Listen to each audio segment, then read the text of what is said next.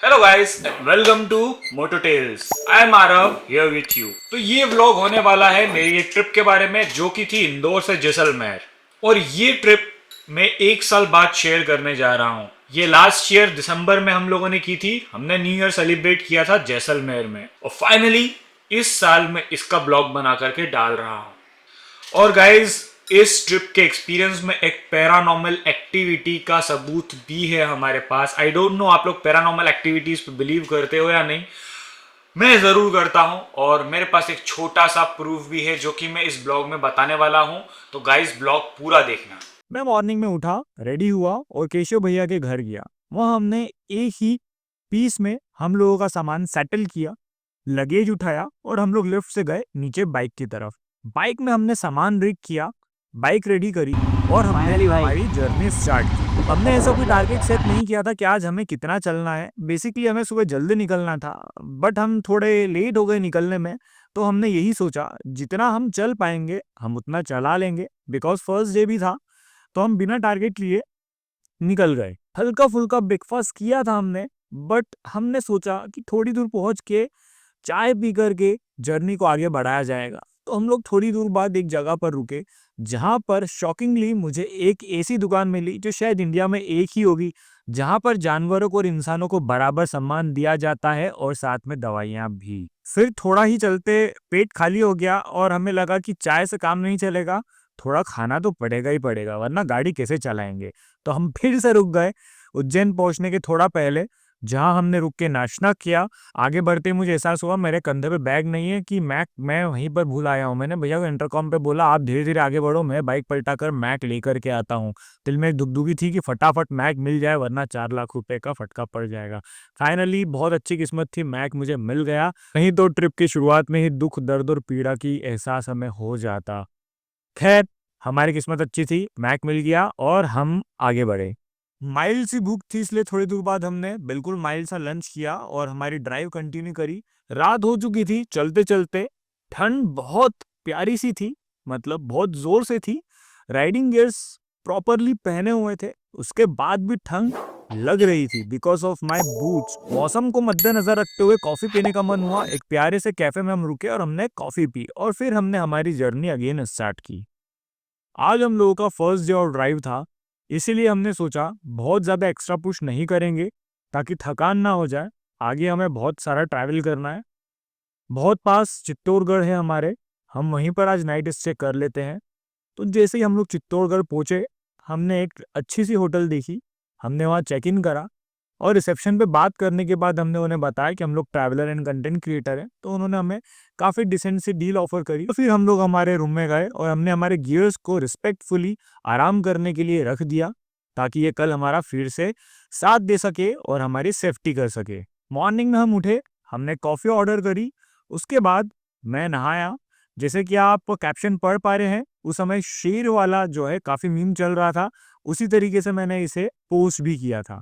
फिर हम लोगों ने कुछ सेल्फीज क्लिक करी, हमने हमारा सामान पिक किया, बाइक पे लोड किया और हम लोग निकल गए। थोड़ी दूर बाद हमने नाश्ता किया, poha, we were craving for poha.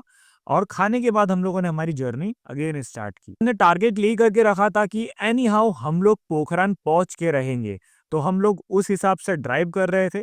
थोड़ी दूर बाद जा करके एक जगह पर पुल का काम चल रहा था, जिसके कारण डाइवर्टेड रोड लेना पड़ा, जहां पर केशव भैया की बाइक मिट्टी में फंस गई। मैं थोड़ा आगे निकल गया था, फिर मैं वापस से पैदल पैदल चलता हुआ आया।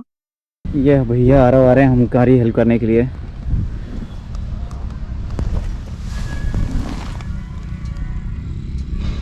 टायर पूरे डाउन है। आ जाओ आरो भैया। चलो कारे चलो। पहले एक काम करना पड़ेगा आपको। बस केवल हल्के से पीछे से उठाना गाड़ी को। उस पर टंकी पे लगा, कोई दिक्कत तो नहीं? हाँ, गाड़ी को कोई दिक्कत नहीं। गाड़ी को उठाना पड़ेगा हल्का सा बस केवल, और काम हो जाएगा अपना। ठीक है ना?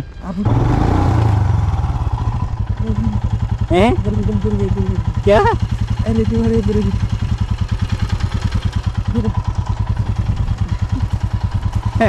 थोड़ा सा आगे खींचे, पीछे खींच गाड़ी को, बहुत भारी।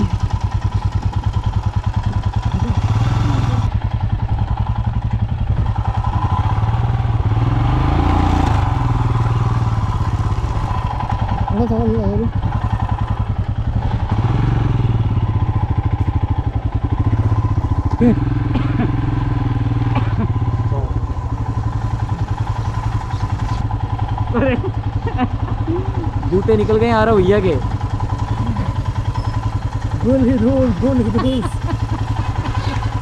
तो अब लग रहा है कि जैकेट गर्म है।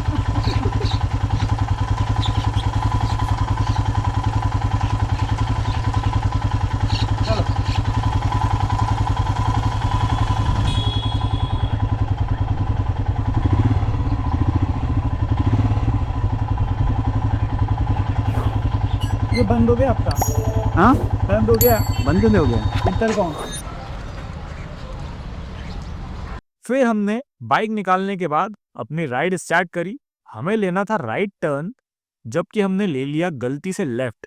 बट ठीक है, थोड़ा ही दूर जाने के बाद हमने हमारी गलती सुधार ली, यू टर्न लेकर के सही रास्ते पर आ गए और पोखरान की तरफ हम निकल पड़े। हालांकि इस ट्रिप के पहले मैंने और भैया ने प्लान की थी लेह की ride, but unfortunately due to some personal things वो राइड मैं नहीं कर पाया। फिर भैया ने वो सोलो ही कंप्लीट की थी। हालांकि मैं लेह काफ़ी पहले कंप्लीट कर चुका हूँ, बट भैया और मेरी ये राइड साथ में ड्यू है और ज़रूर कभी ना कभी जल्दी हम लोग इस राइड को कंप्लीट करेंगे। जब मैंने लेह कंप्लीट की थी तब कारगिल जाना अलाउड नहीं था, अब अलाउड हो गया है। तो मेरा बहुत मन है कि मैं वो पूरा राउंड ट्रिप कंप्लीट करूं, कारगिल, श्रीनगर, लेह, नुब्रा, पैंगोंग, जितना भी है, रोहतांग, पूरा मैं कंप्लीट करूं। तो मैं और भैया ज़रूर जाएंगे जल्दी वो ट्रैक कंप्लीट करने। गाइज हमारी नेक्स्ट ट्रिप बहुत जल्दी आने वाली है, जिसके लिए मैं एक डेडिकेटेड वीडियो बना करके भी डालूंगा, पूरी आइटनरी का, पूरा ट्रिप प्लान का। गाइज मैं अभी एक ओवरव्यू आपको बता देता हूँ। वो ट्रिप हमारी चैरिटी ट्रिप होने वाली है। उसमें हम चैरिटी करने वाले हैं। हम लोग कलेक्ट करेंगे डोनेशंस एक बच्चे के फ्यूचर के लिए। जितना भी डोनेशन हम उस ट्रिप से कलेक्ट कर पाएंगे, उसमें हमारी तरफ से टोटल कलेक्शन का 10% ऐड करके वो पैसा किसी एक बच्चे के लिए एजुकेशन के लिए हम लोग डोनेट करेंगे, जिससे उसकी लाइफ बदल सकती है। और एक इंसान की अगर लाइफ बदलती है तो उसके आने वाले पूरे परिवार की लाइफ बदल जाती है गाइज। तो आप लोग हमें सपोर्ट कीजिए, हमारे वीडियोस को शेयर कीजिए, लाइक कीजिए, सब्सक्राइब कीजिए, फॉलो कीजिए और शेयर भी कीजिए, ताकि आपके शेयर से हमें काफ़ी सपोर्ट मिल सकता है। जितने लोग लाइफ में घूमना चाहते हैं बट किसी रीज़न से घूम नहीं पाते हैं, वो हमारे कैमरा के थ्रू ट्रैवल करके दुनिया घूम सकते हैं, दुनिया देख सकते हैं। और साथ ही साथ ज़्यादा शेयर होंगे, ज़्यादा लोग मदद करेंगे, डोनेट करेंगे, फंड रेज करेंगे, तो हम हर ट्रिप से किसी एक बच्चे के एजुकेशन के लिए पैसा जमा कर सकते हैं, उसकी लाइफ बदल सकते हैं और इस वर्ल्ड को और अच्छी दुनिया बना सकते हैं। तो इस दुनिया को और अच्छा बनाने के लिए हमारी मदद कीजिए। वैसे थोड़ी देर पहले मैंने जिस दुकान के बारे में बताया था, जहाँ इंसान और जानवर को समान इज्जत दी जाती है और साथ में दवाइयाँ भी, क्या आप वहां से दवाई लेना पसंद करेंगे? कमेंट करके जरूर बताइए। देखा गया है कि राजस्थान में हर 5 साल में वर्किंग पार्टी चेंज कर देते हैं लोग। 5 साल XYZ पार्टी होगी तो अगले 5 साल बाद कोई ABC पार्टी होगी। अब इसका इम्पैक्ट क्या पॉजिटिव हो सकता है, क्या नेगेटिव हो सकता है, वो तो हम नहीं बोल सकते। लेकिन एक चीज जो हमें बहुत अच्छी लगी वो थी राजस्थान की रोड। वाकई में राजस्थान की रोड बहुत ही अच्छी और बहुत ही प्यारी थी। दूसरी चीज, हमें यहाँ पर टोल टैक्स में बिल्कुल भी लंबी लाइनें नहीं देखने को मिली। हमारे मध्य प्रदेश में तो बहुत लंबी लाइन हो जाती है फास्टैग होने के बाद भी, और इतना टैक्स लेने के बाद भी रोड ओके ओके है, और कहीं पर तो रोड है ही नहीं, पर टोल टैक्स हर जगह है। मध्य प्रदेश गवर्नमेंट से मैं ये अपील करना चाहूंगा कि हमारे स्टेट को भी और सुंदर और खूबसूरत बनाया जाए, ताकि जब कोई पर्यटक आए तो बहुत जी भर के तारीफ करके जाए। थोड़ी दूर बाद हमने गाड़ी रोकी और वहां पर काफी सारी फोटोज क्लिक करी। फिर हमने गाड़ी की हेल्थ चेक करी। आप लोग बीच में रुक करके अपनी गाड़ियों को मॉनिटर कर सकते हैं कि कहीं आपको कोई कमी तो नहीं लग रही है गाड़ी में, ताकि आपकी आगे की जर्नी स्मूथ बनी रहे। और फिर हम लोग आगे के लिए निकल गए। हर स्टेट का अपने वेदर के अकॉर्डिंगली कंस्ट्रक्शन और इंफ्रास्ट्रक्चर बिल्टअप होता है। राजस्थान में बेसिकली आपको ज़्यादातर पत्थर के घर या फिर रेत देखने को मिलेगी। अगर आप जम्मू कश्मीर साइड जाएंगे तो वहाँ उनके वेदर के अकॉर्डिंगली घर होते हैं। और ट्रैवलिंग की यही खासियत है, आप अलग अलग जगह पर, अलग अलग रीजन पे, अलग अलग कल्चर, अलग अलग कंस्ट्रक्शन, वेदर, लोग, हर चीज़ को आप एक्सपीरियंस कर सकते हैं, देख सकते हैं, जो कि लाइफ को वर्थ लिविंग बनाता है। और कुछ कल्चर तो इंडिया में वैसे भी इतने फेमस है जिन्हें एक्सपीरियंस करने के लिए हर सिटी में या उनके स्टेट में डिफरेंट डिफरेंट थीम पार्क्स या थीम रेस्टोरेंट्स भी बनाए गए हैं, जैसे कि राजस्थानी थीम बेस्ड रेस्टोरेंट्स और पंजाबी थीम बेस्ड रेस्टोरेंट्स और XYZ। आप बताइए कि आपका सबसे बेस्ट एक्सपीरियंस किस थीम बेस्ड रेस्टोरेंट का रहा है, कमेंट डाउन। हम एक रेस्टोरेंट में रुके, हमें बहुत जोर से भूख लग रही थी, फिर हमने यहाँ पर रुक के खाना खाया और फिर हमने यहाँ से हमारी जर्नी अगेन कंटिन्यू की। ऑलमोस्ट शाम होने को आई थी और बहुत ही जल्दी रात होने वाली थी, क्योंकि ठंड के मौसम में शाम जल्दी ढल जाती है, रात जल्दी आ जाती है। ठंड काफ़ी थी और करीब 10 बजे के आसपास का समय हो गया था। हम पोखरान पहुंचने वाले थे। हमने सोचा पोखरान मेन सिटी में जा कर के हम लोग होटल नहीं लेंगे, थोड़ा सा बाहर ही लेंगे। रात में ड्राइव करना गाइज आप लोग अवॉइड कीजिए। मॉर्निंग जल्दी निकलिए 6-7 बजे और शाम 5 या 6 बजे तक मैक्स आप चलाइए, बिकॉज रात में हो सकता है कि अगर आपको कोई प्रॉब्लम हुई, पंचर या XYZ, तो आपको शायद हेल्प ना मिल पाए अगर आप किसी गलत जगह पर फंस गए तो। इसलिए अवॉइड नाइट ड्राइविंग। बट हम लोगों ने ऑलरेडी प्री प्लान किया था कि हमको नाइट में चलाना पड़ सकता है, एज हमारे पास टाइम थोड़ा कम और कवर करने के लिए किलोमीटर्स थोड़े ज्यादा थे। And I will suggest you कि आप लोग हर साल अपने बाइक का इंश्योरेंस जैसे रिन्यू करवाते हैं उसी के साथ आप रोड साइड असिस्टेंट भी परचेज करें, ताकि कहीं भी कभी भी अगर आपकी बाइक का ब्रेकडाउन होता है और वो आपके कैपेबिलिटी के बाहर है, आप सेल्फ हील नहीं कर सकते हैं, सेल्फ रिपेयर नहीं कर सकते हैं बाइक को, तो RSA will help you out in any of the location जहां आप फंसे हैं। General bike repair tool kit and spare parts आप कैरी करके चले और साथ ही में फर्स्ट एड भी कैरी करके चले, बिकॉज यू नेवर नो आपको कहाँ इन चीजों की जरूरत पड़ जाए। हम लोगों ने एक होटल देखी, हमें ठीक लगी, हम वहां पर रुके, हमने हमारा सामान अनलोड किया, होटल में रूम लिया और रात में हमने यहीं रुकने का फैसला किया। मॉर्निंग होते ही हमें भूख लग रही थी तो हमने चेकआउट किया, बाइक पे सारा सामान लोड किया और हम लोग हमारी जर्नी कंटिन्यू करने निकल गए।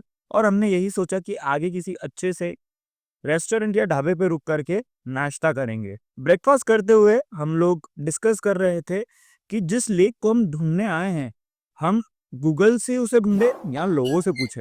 हमने नाश्ता करने के बाद सोचा आगे थोड़ा चलते हैं और फिर लोगों से पूछेंगे। सॉल्ट लेक के बारे में हमने काफी लोगों से पूछा, बट किसी को भी प्रॉपर इंफॉर्मेशन नहीं थी कि ये लेक कहाँ पर है या इसका रास्ता कहाँ से होकर के जाता है।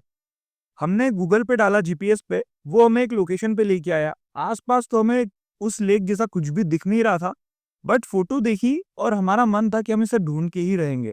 हमने आसपास काफी ढूंढा, काफी हम लोग भटके, बट हमको नहीं मिल रही थी। अल्टीमेटली हम हिम्मत हार चुके थे और पलटने वाले थे। फिर भैया ने बोला कि यार एक बार इस तरफ जाकर के हम चेकआउट करते हैं, मिल गई तो ठीक, वरना फिर लौट चलेंगे। और फिर वो कहते हैं ना कि कोशिश करने वालों की कभी हार नहीं होती, और फाइनली हमें वो जगह मिल ही गई। आप देख सकते हैं वीडियो में कितनी खूबसूरत जगह थी ये। अगर हम हार के चले जाते तो शायद हमें बहुत रिग्रेट होता, जीवन भर रिग्रेट होता कि पहुंचते पहुंचते रह गए, और हम रिग्रेट नहीं करना चाहते थे, इसीलिए हमने आखिरी तक कोशिश जारी रखी और फाइनली हम इस खूबसूरत जगह पर पहुंच गए। यहाँ पहुंचने के बाद हमें ऐसा लगा कि कितने कम लोग होंगे जो यहाँ तक आ पाते होंगे, हिम्मत जुटा पाते होंगे, पर ये प्लेस वर्थ फाइंडिंग थी। और जितनी भी देर हम यहाँ पर थे, ना कोई गया और ना कोई आया, हम थे केवल। और ये हमारे लिए काफी अच्छी बात भी थी, ताकि हम हमारे वीडियोस और फोटोज बहुत आराम से बिना किसी डिस्टरबेंस के कैप्चर कर सके, जो कि हमने किए भी। बहुत मस्ती करी, फोटोज लिए, वीडियोस बनाए और इंस्टाग्राम पर हम लोग लाइव भी गए थे। आप वीडियोस और फोटोज देख सकते हैं। हम लोगों ने काफी सारा फन किया इस जगह पर। ठंड हालांकि काफी थी, बट हमको शर्ट उतार के फोटो तो कैप्चर करना ही था। हमने गाड़ियों को मेन स्टैंड पे लगाया, गाड़ियों पे चढ़े, पोज दिए, फोटोज और वीडियोस कैप्चर करे। ठंड कितनी भी हो, हम तो नहीं डरते ठंड से। फिर हमने सोचा काफी मस्ती होगी, फोटोज हो गई, अब हम लोग यहाँ से चलते हैं, क्योंकि अब हमें आगे भी बढ़ना है। तो हम लोगों ने बाइक उठाई, हम लोग हमारे आगे की जर्नी के लिए निकल गए। अब हम लोगों को जैसलमेर पहुंचना था। हमें देखनी थी बालू रेत के पहाड़, सैंड ड्यून्स। तो हम लोगों ने कमर कसी और हम लोग निकल पड़े जैसलमेर की तरफ। हमारा टारगेट था कि शाम तक या शाम के पहले हम जैसलमेर में पहुंच जाएं, हमारा नेक्स्ट स्टे प्रॉपरली देख लें और जैसलमेर घूमने निकल जाएं। बोले तो रेत के पहाड़, रेगिस्तान को हम देखने निकल जाएं। एंड फाइनली शाम के पहले ही हम लोग जैसलमेर की एंट्री में पहुंच गए थे। हमने जैसलमेर में एंट्री ले ली थी। एंट्री लेते ही हमें एक रिजॉर्ट दिखा। हमने सोचा यहाँ जाकर के पूछते हैं कि इन लोगों का क्या टैरिफ है, यहाँ पर हमें रुकना है या नहीं, ये हमें जगह पसंद आ रही है या नहीं। मैं गया, मैंने मैनेजर से बात करी और जो उसने रेट्स बताए मुझे लगा मैं रेडिसन में ही क्यों ना रुक लूँ। फिर हम लोग यहाँ से निकले और हमने सोचा कि कोई व्यवस्थित जगह ही देखते हैं, बट पहले हम लोग चाय पियेंगे शहर में जा करके। हमने चाय पी और लोगों से पूछा तो लोगों ने बताया सैंड ड्यून्स आपको जो देखने को मिलेगा वो सैम सैंड ड्यून्स या फिर खुरी के आसपास ही मिलेगा। तो हम लोगों ने खुरी पिक किया एज वहाँ पर टूरिज्म थोड़ा कम होता है कंपेयर टू अदर प्लेस, तो हमने वो चूज की ताकि हम लोग एक्सप्लोर अच्छे से कर सके। हम लोग फिर वहां से निकले खुरी के लिए और हमने ऑनलाइन खुरी रिजॉर्ट बुक कर लिया था। हम लोग खुरी रिजॉर्ट की तरफ जा रहे थे और आप देख सकते हैं कि रोड के आसपास साइड में काफी सारी बालू रेत है, काफी सारी सैंड्स हैं। इसका मतलब है कि सैंड ड्यून्स हमारे काफी नजदीक है। हम लोग खुरी रिजॉर्ट पहुंच गए। आइए अब मैं आपको दिखाता हूं कि आज हम कहाँ रुकने वाले हैं। दिस इज आपको आज यहाँ रुकने वाले हैं हम लोग। वाओ, मेज बढ़िया। Smart washroom. वाह। ठीक है भाई, सही है। बाहर का ज़्यादा अच्छा है व्यू। हम लोगों ने सोचा शाम है, फटाफट सामान रखते हैं और सैंड ड्यून्स की तरफ चलते हैं एक्सप्लोर करने। और हम ट्राई करने वाले थे हमारी बाइक को उन रेतीले पहाड़ों पे चलाने के लिए। आई नो कि ये थोड़ा स्टूपिड सा है, बाइक्स नहीं चल सकती है वहाँ, एटीवीज चलती है, बट हमें तो एडवेंचर करना था।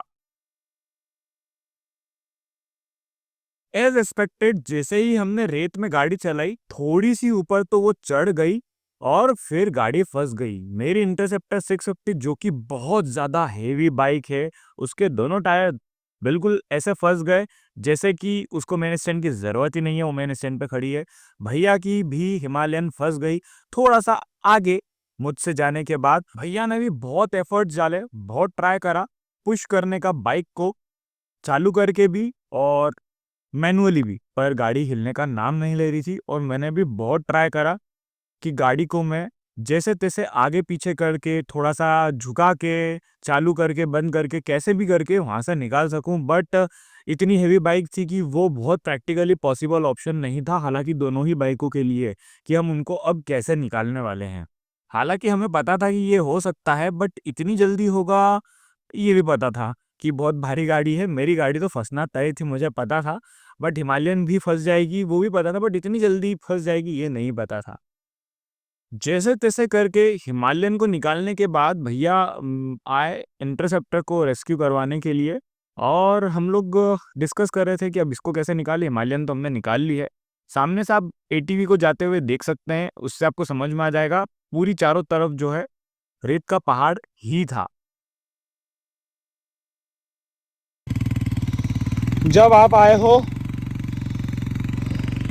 डेजर्ट में देख पा रहे होंगे this is sand sand sand all the way, sand sand sand sand sand, सब कुछ सैंड ही सैंड है, मिट्टी ही मिट्टी है। तो इसको हम बोलते हैं रेगिस्तान या डेजर्ट। और आप आपकी एक्सपर्टीज के साथ आपकी बाइक को लेकर घुस जाते हो रेत में, व्हाट यू विल एक्सपेक्ट। ना मेन स्टैंड की ज़रूरत है ना साइड स्टैंड की, गाड़ी अपने दम पे खड़ी हो जाती है। फाइनली बाइक्स को बाहर निकालने के बाद हम रेत के पहाड़ पे चढ़े और हमने फोटोज क्लिक की। शाम में जल्दी थी हमें, इसलिए हमारा स्वागत व्यवस्थित तरीके से नहीं हो पाया था। अभी रात में हमारा स्वागत हुआ और फिर हम लोग हमारे रूम में गए, चेंज किया, बढ़िया डांस का प्रोग्राम देखा, खाना खाया और फिर हम लोग जाकर के सो गए। मॉर्निंग में हम लोग उठे, रेडी हुए और फिर हम लोग निकल गए सैंड ड्यून्स को एंजॉय करने। उसके लिए हम लोगों ने एक जीप हायर करी जिसमें हम बैठ करके सैंड ड्यून्स एंजॉय करने जाने वाले थे। ये ब्लैक कलर की तड़कती भड़कती सी महिंद्रा थार की बैजिंग के साथ मॉडिफाइड जीप है और इनके ड्राइवर अलग ही लेवल के स्किल ड्राइवर होते हैं। इनकी काफ़ी अच्छी प्रैक्टिस होती है ड्यून्स में, सैंड ड्यून्स में गाड़ी चलाने की, जो कि अभी आगे आप वीडियो में देखने वाले हो। जिस रिजॉर्ट में हम लोगों का स्टे था, द खुरी रिजॉर्ट, उसी के काफ़ी करीब था सैंड ड्यून्स, जहाँ हम जाने वाले हैं, जहाँ हम पिछली रात को गए थे और अपनी बाइक्स के साथ एक्स्ट्रा एडवेंचर करके आए थे रिटर्न। उसी सैंड ड्यून्स में हम रिटर्न जाने वाले हैं, बट इस बार प्रोफेशनल के साथ जाने वाले हैं 4x4 गाड़ी में, और वहाँ पर इस थार के या इस जीप के मज़े लेंगे। भैया हेड पे गोप्रो को माउंट करके शूट करने के लिए रेडी हो गए और मैं अपने फ़ोन को निकाल करके उसके कैमरे के साथ रेडी हो गया। बहुत ही एडवेंचरस रास्तों में गाड़ी पे मज़ा आया। हम लोग पहुंच गए हमारे पहाड़ पे, और आगे मैं आप लोगों को हमारी एक रील दिखाने वाला हूं, जो कि इस रील में हमारा जैसलमेर का एक्सपीरियंस मैंने समराइज़ किया है।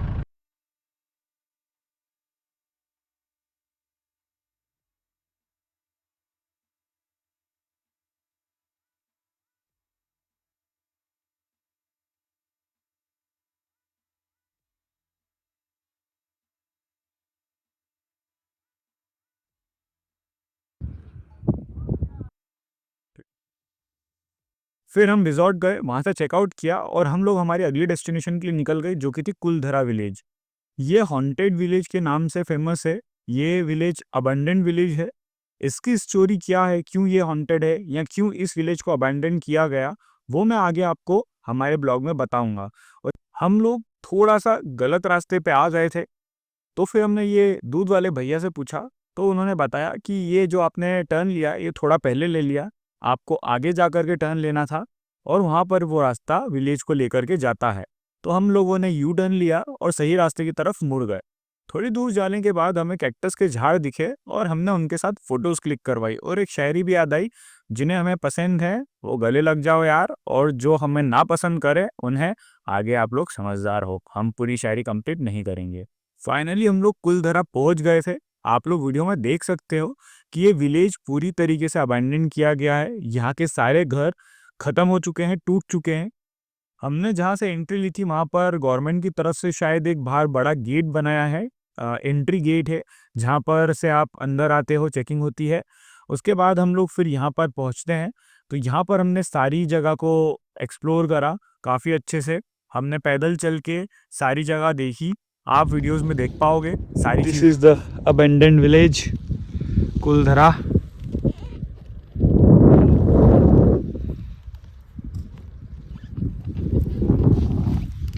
ये कुलधरा विलेज है और ये कई सालों पहले अबैंडन्ड कर दिया गया है। There are an number of stories, बहुत सारी कहानियाँ हैं अलग अलग जो इस गांव के लिए फेमस है, क्यों ये अबैंडन्ड हुआ। सब छोड़ के चले बहुत गए। सारी कहानियां हैं कि इसे अबैंडन क्यों कहते हैं। जो हमें सबसे ज़्यादा रिसर्च में पता चली, जो मोस्ट कॉमन स्टोरी है, वो कुछ इस तरीके की थी कि ड्यूरिंग द ब्रिटिश टाइम कोई एक ब्रिटिश गवर्नर अधिकारी था, कि एक घर उसे एक के लड़की कुछ पसंद आ गई थी इस गांव की, और उसने इस गांव की सभी लोगों को बोल दिया था कि सुबह तक का वक्त है, आप लोग सोच लो, खुशी से शादी करवा दो इस लड़की की मुझसे, या मैं ज़बरदस्ती करके ले जाऊंगा, उठा करके ले जाऊंगा। तो रातों रात लोगों ने पूरा गांव ही खाली कर दिया और यहाँ गांव से चले गए। कुछ लोग ये भी कहते हैं कि ये कहानी बिल्टअप है कि लोगों ने गांव खाली कर दिया। ये सच है कि रात में ही उस ब्रिटिश पर्सन ने पूरा गांव जला दिया था, बर्बाद कर दिया था, और लोगों ने इस गांव को श्राप दिया फिर कि यहाँ पर कोई कभी बस नहीं पाएगा। तब से आज तक इस जगह पर कोई बस नहीं पाया है। अब कौन सी कहानी कितनी रिलेवेंट है, कितनी ट्रूथ है, वी डोंट नो। दिन में ये ओपन प्लेस है, पब्लिक के लिए टूरिज्म स्पॉट है अभी गवर्नमेंट की तरफ से, बट शाम के बाद यहाँ पर आना प्रोहिबिटेड है। शाम के बाद कोई भी यहाँ पर नहीं आ सकता है। आप देख सकते हैं वीडियो में कितने सारे टूरिस्ट यहाँ पर आते हैं। और आगे आखिरी में जब हम लोग एग्जिट लेंगे, आप लोगों को एक बिल्डिंग दिखेगी, उसका फुटेज मैं आपको दिखाऊंगा, जो कि मैंने आपको बोला था एक पैरानॉर्मल एक्टिविटी है। आई डोंट नो वो सच है या नहीं है, but what we got we are showing you. ये स्पॉट आई गेस रिफ़्रेशमेंट या फ्रेश होने के लिए स्पॉट बनाया गया था टूरिस्ट लोगों के लिए, जो कि अब यूज़ में नहीं है। यहाँ पर सिर्फ वॉशरूम है जो ओके हैं, काइंड ऑफ इमरजेंसी में आप यूटिलाइज़ कर सकते हो, उतने अच्छे नहीं हैं। तो ये प्लेस भी काफ़ी हद तक स्पॉइल हो चुकी है, पूरी तरीके से स्पॉइल हो चुकी है और यूज़ में आने के लायक नहीं है। प्रोबेबली अगर मैं ये बोलूँ तो शायद मेरे स्टेटमेंट को अब जस्टिफिकेशन मिलेगा। पार्टनर में काला छोड़ के देखे क्या है? ये तो वुमेन्स बाथरूम है। अगेन हम लोगों ने हमारी बाइक्स उठाई और अपनी जर्नी हमने कंटिन्यू करी। थोड़ी दूर बाद अब आप देख सकते हैं ये गेट आने वाला है। ये एंट्री गेट है जहाँ से आप लोग इस खंडर नुमा विलेज में, गांव में एंट्री भी लेते हैं एंड एग्ज़िट भी लेते हैं। और शाम के वक्त ये बंद हो जाता है, किसी का भी आना जाना अलाउड नहीं होता है उसके बाद। ये फुटेज रात का है, उसी गेट के बाहर का है। अब ये सच है या झूठ, एडिटेड है या नहीं है, रियल है, ये आप लोग डिसाइड करें। और आप लोगों को क्या लगता है वो कमेंट बॉक्स में ज़रूर बताएं। पुरी से हम लोग आए कुलधारा विलेज। अब कुलधारा से हम लोग जैसलमेर अगेन जा रहे थे। हम लोगों की बहुत इच्छा थी कि इंडिया का जो यहाँ पर बॉर्डर है, पाकिस्तान इंडिया का बॉर्डर है, वो हम जा कर के देखें। लेकिन हमारे पास समय थोड़ा कम था, हमारे पास डेज़ कम थे और अब हमें रिटर्न इंदौर जाना था, इसीलिए हमें वो स्किप करना पड़ा। वी होप कि हम लोग कभी फ्यूचर में दोबारा आएंगे और उस स्पॉट को भी एक्सप्लोर करेंगे और आप लोगों को भी ज़रूर दिखाएंगे। हम लोग दोपहर तक जैसलमेर आ गए थे। उसके बाद हमने यहाँ पर कुछ नाश्ता वाश्ता किया, कुछ खाया पिया, थोड़ा सा रिलैक्स हुए। देन हम आगे के लिए निकल गए। पेट्रोल हमने गाड़ी में यहाँ पर फुल टैंक करवा लिया था, बिकॉज़ काफ़ी दूर तक हमें पेट्रोल पंप नहीं मिलने वाला था। मेरे पास इंटरसेप्टर 650 है रॉयल एनफील्ड की, और भैया के पास हिमालयन है।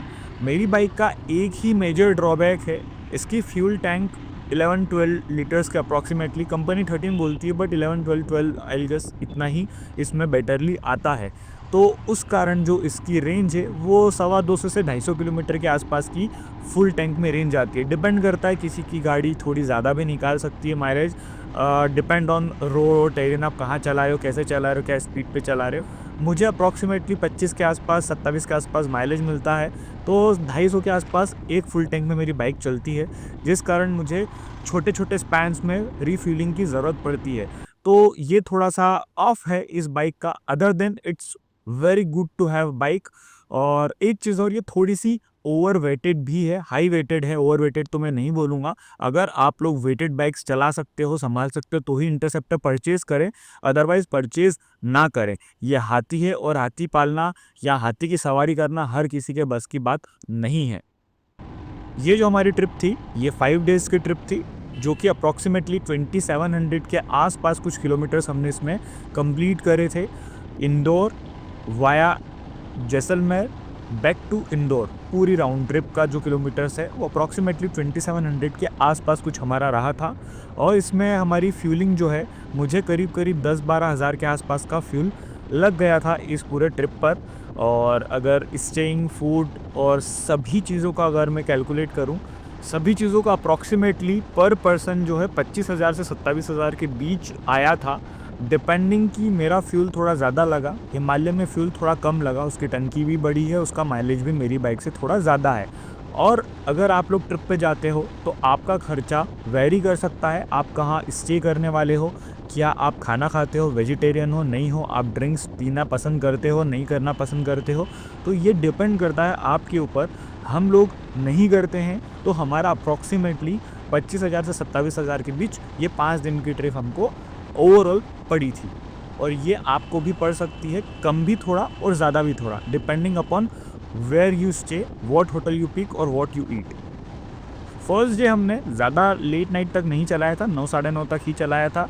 सेकेंड डे हमने 11 साढ़े 11 तक चलाया था। उसके बाद थर्ड डे भी हमने स्टे किया था, तो हमने ड्राइव नहीं किया था। फोर्थ डे अगेन आज रात जो है हम लोग 11 बजे तक, 10:30 बजे तक, जब तक हम चलाना पाएंगे हम चलाएंगे बाइक। उसके बाद हम स्टे करेंगे। नेक्स्ट डे मॉर्निंग में हम लोग निकलेंगे और फिर हम लोग इंदौर हिट करेंगे। हम लोग एक होटल पहुंचने वाले थे, वहाँ हम अब रुकने वाले हैं।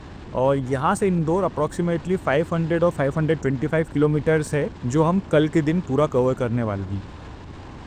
हम लोग 9 बजे उस होटल को छोड़ के निकल गए थे इंदौर की तरफ। और मध्य प्रदेश में जैसे ही हमने एंट्री ली, किसी न किसी चीज़ का मोर्चा चल रहा था। मंदसौर के पास हमें काफ़ी भीड़ मिली थी।